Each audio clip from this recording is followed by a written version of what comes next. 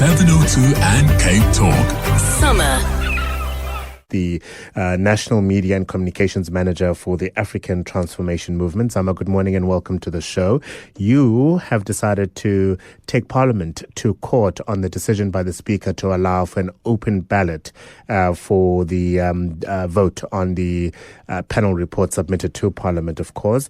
Why this decision and what legal arguments are you going to be taking to court? Good morning. Good morning. Thank you. When you look at Part 6 of the Zondo report, one of the findings and recommendations that were brought forth, was the issue that the National Assembly has failed to hold the executive accountable, and the President included.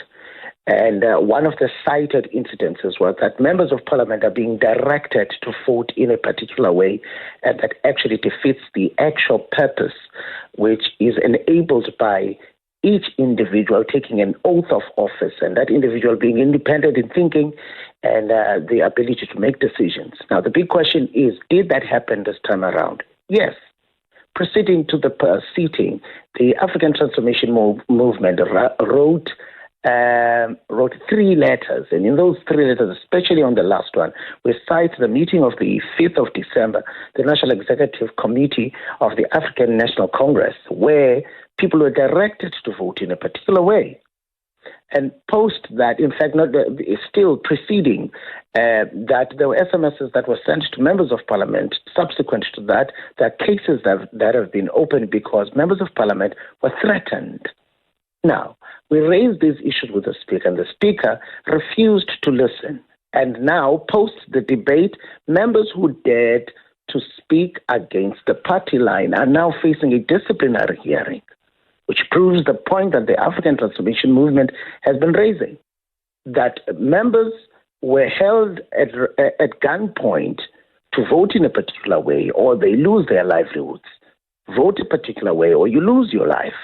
Now, this is why protection of members of Parliament was imperative, because the Speaker was or did not want to listen. Now, it is time that we involve the courts of the land to actually speak to the matter, because members of Parliament were made to vote under duress.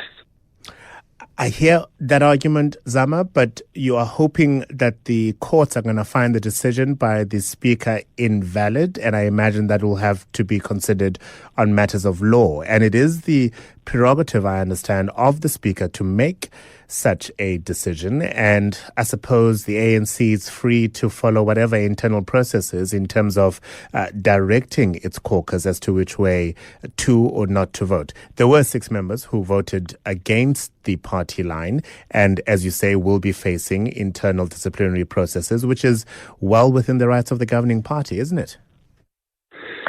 The constitution of any organization in South Africa, any collective in South Africa, is subject to the constitution of the country.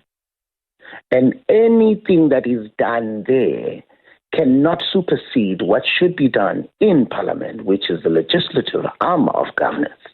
So this is why when institutions such as the ANC start instituting such actions against members of Parliament who have used their independence and their prerogative as mandated by the people of this country and the National Assembly, this is why we must then claim their right or fight for their right.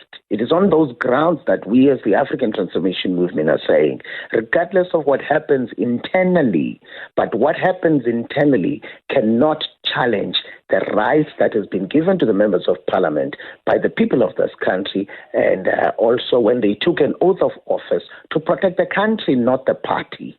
So it is on those grounds that we believe that there is a case here that the courts of the land need to direct us. As much as the Speaker has the prerogative and the power, but the power does not belong to the Speaker. This is a power that has been entrusted to the Speaker by the people of this country. So in any given case, when the Speaker must choose between towing party line and actually choosing protecting the people of this country, the people of this country must come first.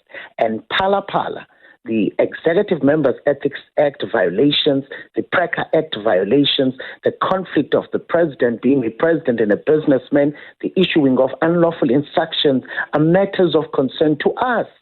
as the country, even if they think as the party it is not important. We need a president who is not a violator of the law.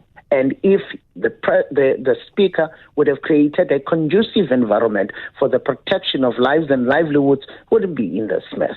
This is why the African Transformation Movement will believe that the courts of the land will then look into this matter and be able to find in our favor that the Speaker erred, and also the National Assembly for setting aside a report that is merely asking the President to answer. It is not impeaching the President.